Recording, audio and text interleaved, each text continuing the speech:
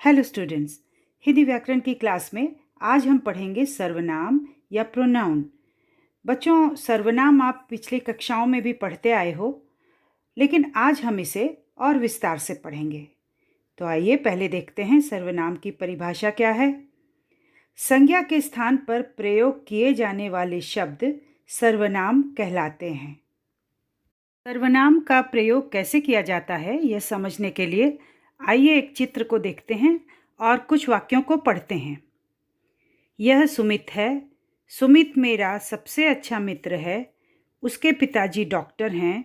उसकी माताजी और मेरी माताजी एक विद्यालय में अध्यापिका हैं। वे दोनों अच्छी सहेलियां हैं। उनका परिवार अक्सर हमारे घर पर आता है। हम भी उनके घर पर जाते हैं। बच्चों, इस चित्र में आपने देखा यह, मेरा, उसके, उसकी, मेरी, वे, उनका, हमारे, हम, उनके इत्यादि सुमित और उसके परिवार के लिए प्रयुक्त किए गए हैं, अतः ये सर्वनाम हैं। और आइए अब देखते हैं विस्तार से कि सर्वनाम के कितने भेद होते हैं। सर्वनाम का पहला भेद है पुरुषवाचक सर्वनाम। जिन सर्वनाम शब्दों से वाक्य बोलने वाले, सुनने वाले तथा जिसके बारे में बात की जा रही है उसके बारे में पता चलता है, उन्हें पुरुषवाचक सर्वनाम कहते हैं। जैसे मैं, हम, तुम, तू, वह, वे आदि। बच्चों, पुरुषवाचक सर्वनाम 3 प्रकार के होते हैं। पहला है उत्तम पुरुषवाचक सर्वनाम। जिन सर्वनाम शब्दों को बोलने या लिखने वाला अपने लिए प्रयोग करता है वे उत्तम पुरुषवाचक सर्वनाम कहलाते हैं। जैसे मैं, हम, मेरा, हमारा आदि। आइए इसके कुछ उदाहरण देखते हैं। मैंने खाना खा लिया। हमारा घर बगीचे के सामने है। इन वाक्यों में मैंने और हमारा ये उत्तम पुरुषवाचक सर्वनाम हैं, क्योंकि इसमें वक्ता अपने लिए इन्हें प्रयोग कर रहा है। दूसरा है मध्यम पुरुषवाचक सर्वनाम। बोलने वाले द्वारा सुनने वाले के लिए जिन सर्वनाम शब्दों का प्रयोग किया जाता है वे मध्यम पुरुषवाचक कहलाते हैं। जैसे तुम, तू, तुम्हारा, तुम्हें, आप इत्यादि। उदाहरण देखिए। तुमने मुझे बुलाया, आप क्या कर रहे हैं। यहाँ पर तुमने और आप मध्यम पुरुषवाचक सर्वनाम के उदाहरण हैं। तीसरा पुरुषवाचक सर्वनाम है अन्य पुरुषवाचक। बोलने वाला जिसके विषय में बात करता है या जिसके विषय में कुछ कहता है वे शब्द अन्य पुरुषवाचक कहलाते हैं। जैसे वह, उसने, वे, उन्होंने आदि। इसे उदाहरणों से समझते हैं। वह कोने में खड़ा रो रहा है, उसको भी खाना दो। तो इन उदाहरणों से स्पष्ट है कि वह जो और उसको शब्द जो सुन रहा है उसके लिए नहीं, वक्ता किसी और तीसरे ही व्यक्ति के लिए कह रहा है, इसलिए ये अन्य पुरुषवाचक सर्वनाम के उदाहरण हुए। आइए अब सर्वनाम के अन्य भेदों को जानें। दूसरा भेद है निश्चयवाचक या संकेतवाचक सर्वनाम। जिन सर्वनाम शब्दों द्वारा किसी व्यक्ति, वस्तु या घटना आदि का निश्चित पता चलता है वे निश्चयवाचक सर्वनाम कहलाते हैं। उदाहरण, इसने ही खाना बनाया है, मैं कपड़े उससे ही धुलवाऊंगा।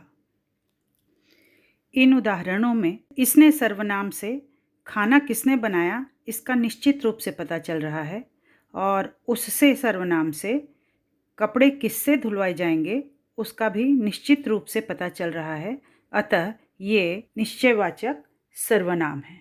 सर्वनाम का तीसरा भेद है अनिश्चयवाचक सर्वनाम। जो सर्वनाम शब्द किसी व्यक्ति, वस्तु, स्थान या घटना का निश्चित बोध नहीं करा पाते वे अनिश्चयवाचक सर्वनाम कहलाते हैं। उदाहरण, लगता है यह किसी से बातें कर रहा है, दरवाजे पर कोई खड़ा है। बच्चों, इन उदाहरणों में किसी से बातें करना यानी कि जिससे बातें कर रहे हैं निश्चित रूप से पता नहीं चल पा रहा है कि कौन है वो, और दूसरे उदाहरण में कोई खड़ा है दरवाजे पर, कौन खड़ा है यह निश्चित रूप से पता नहीं चल पा रहा है, अतः किसी और कोई यहाँ पर अनिश्चयवाचक सर्वनाम के उदाहरण हैं। सर्वनाम का चौथा भेद है संबंधवाचक सर्वनाम। जो सर्वनाम शब्द वाक्य में आए दूसरे सर्वनाम शब्दों से संबंध रखते हैं वे संबंधवाचक सर्वनाम कहलाते हैं। उदाहरण देखिए, जिसने तुम्हारी सेवा की उसे इनाम दो, वह आया है जिसे आपने बुलाया था।